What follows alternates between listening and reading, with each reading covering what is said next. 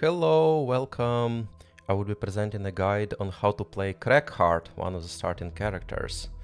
And it's actually the first character I played the game with, like when it was just introduced to the board game version.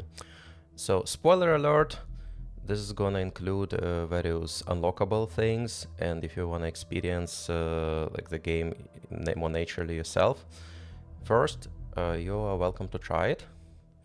But yeah, I would be talking about cards and like level ups, and then some perks, and then like some items which can be good for Cragheart.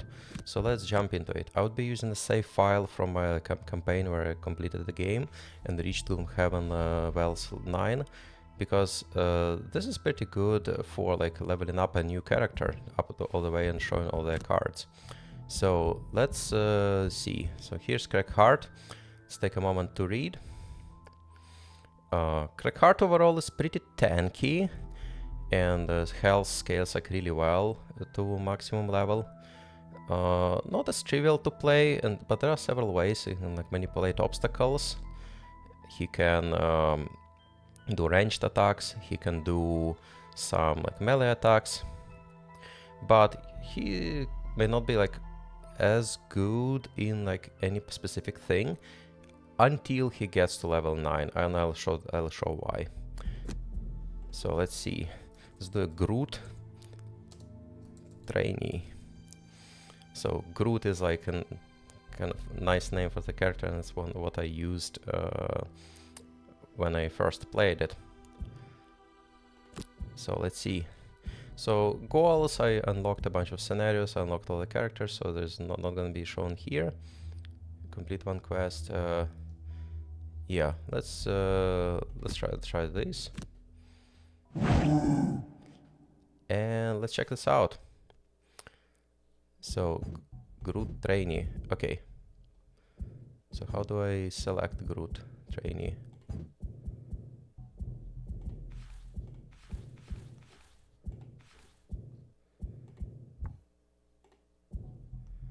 Okay.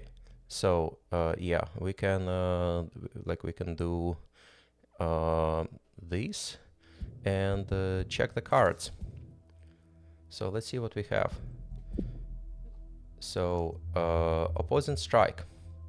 That's gonna be some like kind of bread and butter ability. It's gonna be situational whether it's gonna hit 2 targets, but sometimes it will. And attack 3 and experience is pretty nice. And retaliate is nice for the shielded enemies. Also, I don't like using burned cards, so I usually keep it for the top. Crushing Grasp. Attack 3 and immobilize is pretty nice. The only disadvantage is like melee attack, so the enemy can still like hit you. So you'd probably need to pair this with some movement. And loot 1 is pretty good when you have those scenarios which require you to loot with ability instead of like end of turn looting. But usually I would not be using it as much. I prefer attacking and moving. Avalanche. It's not bad, but it's also like a burn card. And attack 4 is not like insane. But bottom part, create 2 single hex obstacles and empty hexes adjacent to you. Can be nice to build some SimCity. I generally didn't do like SimCity much, except some solo scenario. So for solo scenario, this is like really powerful. Rumbling Advance. This top is like heal in range 2 and 4, which is pretty nice for the support role and healing self from enemy attacks, because you would be tanking a lot. Move 2 with like against allies and enemies suffer 1 damage can be nice again against shielded enemies.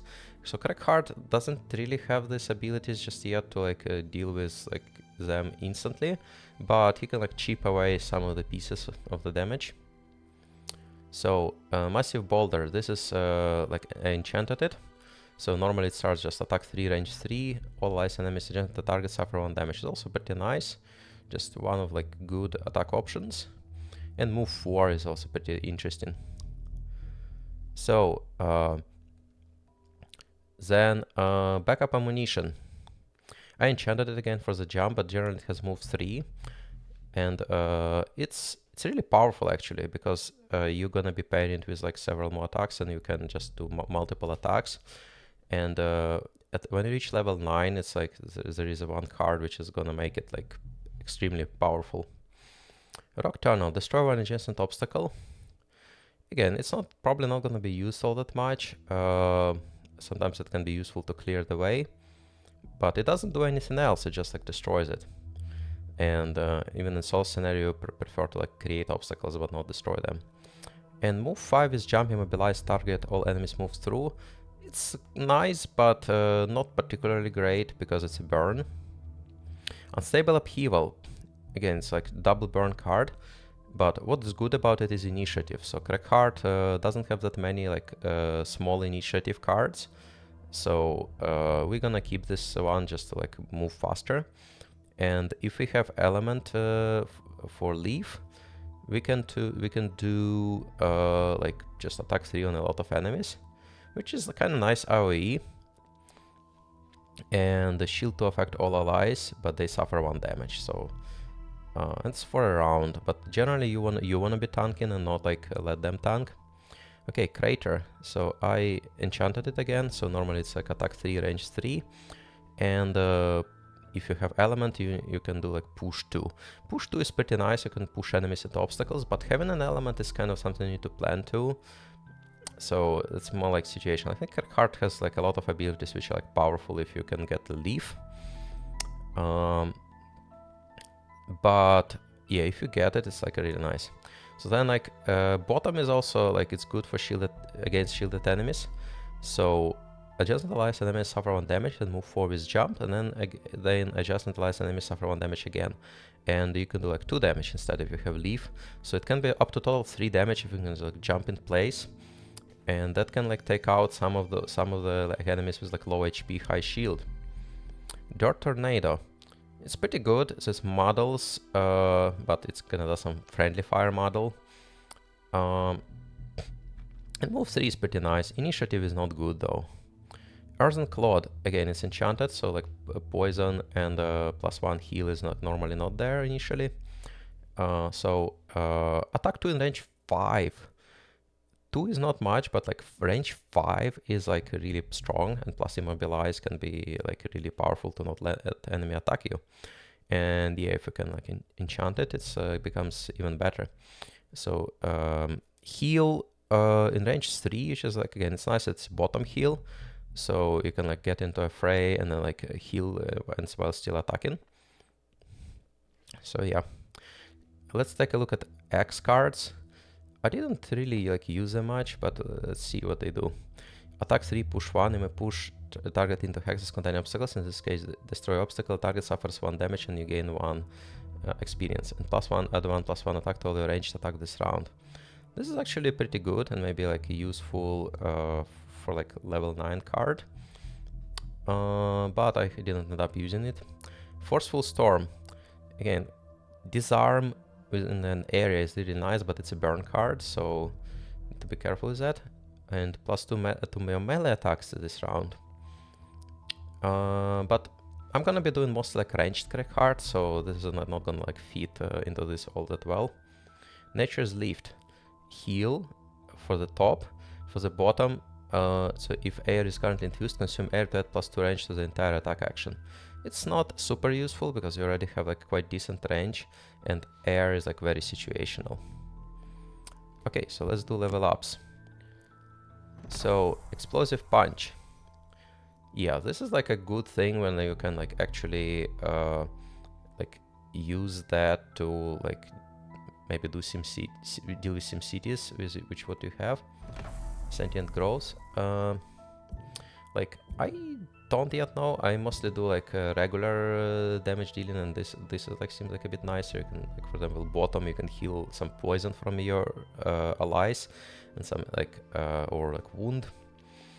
So I usually pick Sentient Growth, but maybe Explosive Punch is kind of like a bit better, for example, for solo scenario, but you don't strictly need it. And let's probably get rid of where was it? Rock Tunnel. Let's do another level up. Clear the Way. Move 1 adjacent single hex obstacle to an empty hex within range 4. Attack 2, target all enemies adjacent to a moved obstacle. That's also pretty nice. And it's not a burn. And bottom, it's like pretty good, I would say. Sometimes you have those like traps blocking the way. And destroying obstacles though is generally like something you shouldn't do, like if you don't have upside. Blunt force. I usually was picking up blunt force because it's like can do like 8 damage. And the moves retaliate is also like not too bad.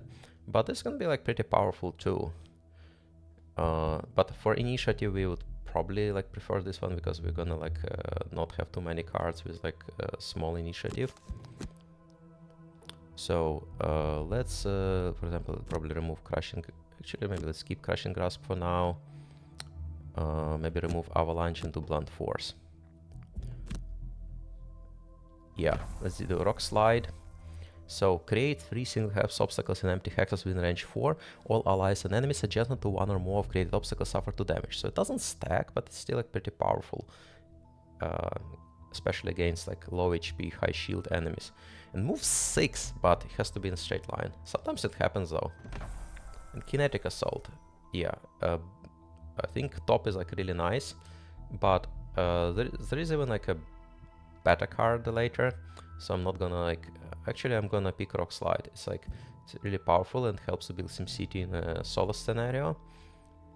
And let's go with that.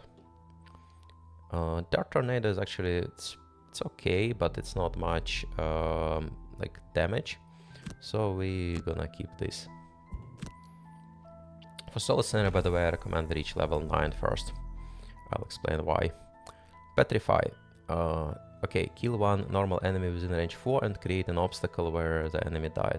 It's a burn, but it can be pretty nice, just like a removal of one enemy, like less damage for you, especially if there are too many enemies. And move 3 mobilize is also pretty nice. And stun pummel, it's good, but it's like kind of situational how enemies are situated around you. On next 4 melee attacks when possible, destroy an adjacent obstacle and add +3 attack. Yeah, it may be like better suited for like playthrough with more obstacles, but yeah, we're gonna do Petrify. And here, like, we can choose. I think maybe I would like to keep these first. So I would say maybe let's get rid of Rumble in advance and get Petrify because we want to do more damage. Dig Pit. Yeah, that's a really good one, but mostly for the bottom one. Created 2 damage stun trap in adjacent empty hex and model target all adjacent enemies. But we're gonna be mostly doing it for invisibility, especially in solo scenario it gets like critical. Cataclysm seems powerful, but it's again enemy need to be set set like really well. And it's a burn. But bottom is can be nice with move 3 like unconditionally and +3 move like when I have a leaf. We're gonna go with Dig Pit actually, because mostly for solo scenario. Normally we will not use it as much actually. Yeah, let's remove, or actually maybe let's remove Unstable Upheaval and do Dig Pit.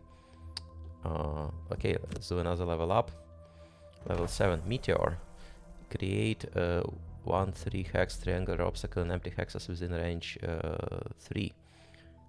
Yeah, that's also pretty powerful for solo scenario. Normally you would be just using this move 4 for like jump, and it's a really good initiative. And brutal momentum. Okay, attack 3 push. So push, it's again more like situational, but can be pretty nice. And add +1 attack to all your ranged attacks this round, and or +2. It can be pretty powerful, but I think we need Meteor for like more like a versatile deck. So now we want a backup ammunition. We just want a massive boulder as well. And Crater, I think we're gonna go with like removing Crushing Grasp and adding Meteor. Let's see, Rocky End, destroy all obstacles within range 2 or like bigger range, and attack X where twice the number of axes the destroyed obstacles occupied. That's very situational, I think. And move 6, movement must end in hex adjacent to an obstacle. It's also very situational. Lumbering Bash, yeah, that's a card I've been like foreshadowing before. Move 2 and attack 5. That's like really powerful. Even though we are doing a mostly ranged build, we're gonna pick it. At the start of the next 5 turns, perform a heal 2 range 2 action. Can be nice support one, but I didn't end up using it much. But yeah, Lumbering Bash is like something we want. And we're gonna probably remove Opposing Strike and get it. And level 9. Blind Destruction. Attack 4, range 4. All allies and enemies adjacent to the target suffer damage equal to the damage target suffered. And move 4. It's like, but all allies and enemies adjacent to any hexes you enter during the movement suffer 2 damage. Yes, so this is like kind of what we want. So finally, Cragheart gets like really good at dealing like AoE. Generally we don't want to target like shielded enemies or whatnot, but this is, for example, where backup ammunition comes into play, because you can create 2 targets, and like for each of the targets you get all their like nearby things suffer damage. You can even select 2 enemies nearby, but one thing to make sure is like first select enemies like lower HP, so because otherwise like you may not be able to perform like second shot. And Pulverize, so it's a double burn card. Yeah, pushing targets into enemies containing obstacles, but it's a burn, and there maybe not as many obstacles, so maybe it's like combinable with like creating more obstacles the same turn, but in previous turns or something. But yeah, but Blind Destruction is so good, we're just gonna pick it. But let's read through this anyways. So this is another burn. Move 5, jump, and do some attacks. Yeah, but yeah, we do Blind Destruction. And yeah, Massive Boulder is like probably better than Crater. And Earth and Cloud is like just so nice for that heal we sometimes need. So we get rid of Crater and get Blind Destruction. Okay, so that's what we have. Now let's get to these perks. Ignore negative scenario effects when it's available. I usually pick it because sometimes those can be pretty nasty. And then I prioritize like getting more consistency. So I will pick all of these. I kind of don't like Savage because it adds -2 card. So, but yeah, let's get Immobilize first, and then Model. So Push is, it's more like situational. So yeah, I think it's now time to remove these cards. So now it's kind of like depends on what we want to do. I think this can be nice. Push, yeah, let's add Push. Maybe let's finally add Savage and ignore negative item effects. Wind, we wouldn't really need it in this build. Let's check the items. So Cragheart as a tank, it can be good to get Iron Helmet. It's currently occupied, but it's like pretty cheap. Like even if you don't have like crazy reputation, it costs like 10 or less, so you can afford it. One thing you could like, you can do like healing potions, major and minor, major when it's unlocked. And I recommend stamina potions as well for Cragheart, especially after you reach the level 9. It's really good to recover Blind Destruction on some other cards. Blind Destruction is not gonna be always like that good, but when it's good, it's like you just delete a lot of enemies. And for that one, it's like really good to get one item, which is like spoiler alert. You don't unlock it initially. Yeah, there it is. But you can get it in Scenario Ancient Cistern, which is like, it's not really mid-game, but getting closer to mid-game. Or I think you need Gloomhaven level 4 for Wells level to unlock it. What it does though is like it adds more targets, and if like enemies are cluttered, you kind of like basically have them suffer triple damage. And then like enemies nearby that area also suffer like maybe twice damage or just at least single damage. And combined with backup ammunition, it's like even more targets. And unstable explosives, unfortunately, don't unlock it like until like Wells level 8, like really late. Even if you reach it, so you need to donate to Sanctuary quite a lot and like just play quite a lot. So, but it's like similar idea. It's like just single hand, so it's like 4 4 hexes. One more thing though, it's worth considering, especially for the solo scenario, this goggles. So if you like do a major attack involving backup ammunition and like you have a lot of targets, you really wanna like not draw some like curse or like nullify. So you can get that. Or if you have it unlocked, there is this like ring of strengths, but I'm thinking some time to like get to it. Yeah. And other than that, I think for like items, you can get some healing, maybe scroll, something like when I unlock scroll of healing or something. That can be like pretty nice. So yeah.